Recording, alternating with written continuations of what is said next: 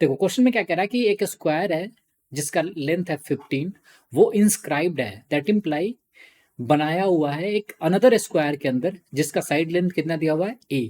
तो आपको बताना है कि ए की पॉसिबल वैल्यूज क्या क्या हो सकती है। तो सबसे पहले क्या करते हैं, इस क्वेश्चन में एक फिगर ड्रॉ कर लेते हैं और देखते हैं कि क्या क्या और कैसे कैसे क्वेश्चन को सॉल्व कर सकते हैं। ये क्लियर है? सो अज्यूम कर लो कि जो स्क्वायर इंस्क्राइब्ड है वो है बेटा ए, बी, सी और डी, और जो बिगर स्क्वायर है वो है पी, क्यू, आर और एस। यहाँ पे सबसे इंपॉर्टेंट पॉइंट है समझने वाला, वो बहुत ही छोटा सा पॉइंट है बट बहुत इंपॉर्टेंट पॉइंट है। स्क्वायर के अंदर स्क्वायर है, तो अगर आप इस लेंथ को देखोगे ना सिमेट्री वाइज, तो ये इसके इक्वल होगा, फिर ये इसके इक्वल होगा और ये इसके इक्वल होगा। सिमेट्रिकल फिगर है, स्क्वायर के अंदर स्क्वायर है। सिमिलरली अगर मैं बोलूँ तो ये जो पूरा लेंथ है वो किसके इक्वल होगा, इस लेंथ के इक्वल होगा और इस लेंथ के इक्वल होगा और ये इसके इक्वल होगा। नाउ क्वेश्चन में क्या दिया हुआ है कि जो विद इन द स्क्वायर है उसका लेंथ कितना है, वो है 15। तो अज्यूम कर लो जो आउटर एरिया है, जो आउटर लेंथ है वो क्या है, ये पार्ट x है और टोटल पूरा कितना था, a है। तो ये कितना हो जाएगा, ये हो जाएगा a माइनस एक्स। तो सिमिलरली ये वैल्यू किसके इक्वल होगा, x के। तो अगर मैं किसी भी एक ट्रायंगल को पिक करता हूं, जैसे मान लो यहाँ पे मैंने ट्रायंगल लिया बी आर सी में, ये एंगल कितना होगा बेटा, ये 90 डिग्री है।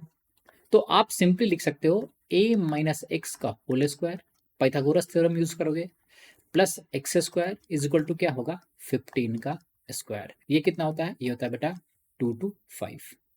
इसको फर्दर एक्सपेंड करो तो लिखोगे A square plus X square minus 2ax and plus क्या हो जाएगा X square is equal to क्या होगा 2 to 5।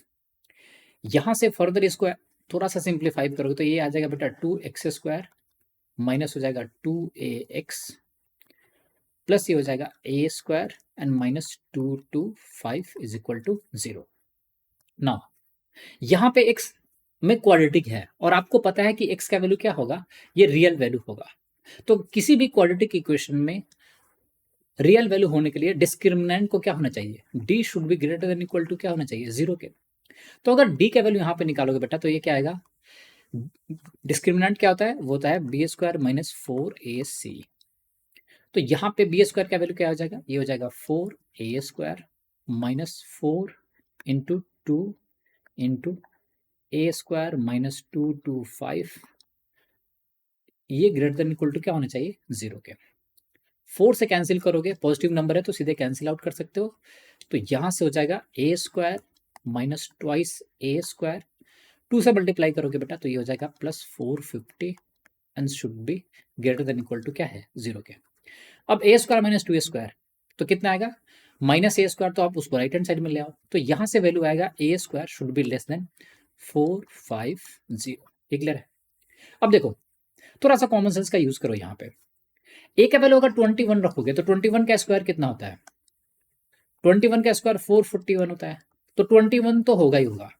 ना ऑप्शन ए को देखो, थोड़ा सा चालाकी से काम करो। ऑप्शन ए को देखोगे तो ये 5 है, 10 इंटू रूट 2 का वैल्यू कितना होता है 1.4, मैक्सिमम वैल्यू इसका क्या होगा 14, या मान लो 15 है तो 15 प्लस 5 ये तो आएगा 20। तो उस केस में आपका ये भी वैल्यू 20 का स्क्वायर कितना होता है 400, तो ये भी वैल्यू सेटिस्फाई करेगा। तो ऑप्शन बी भी सही है, ए भी सही है, तो सी को देखने की जरूरत ही नहीं है, ये भी सेटिस्फाई करेगा। ये क्लियर है? क्योंकि ऑप्शंस का फॉर्मेशन ही उसी तरह से है, तो हमारा आंसर स्टेट अभी क्या हो जाएगा, आप सीधे बोलोगे कि ऑल ऑफ दीज करेक्ट है। ये क्लियर है? सो आई होप आपको ये समझ में आ गया होगा। So thanks for watching the video. अगर आपको वीडियो पसंद आया तो चैनल को लाइक करें, सब्सक्राइब करें और अपने दोस्तों के साथ शेयर करें। Thanks for watching the video.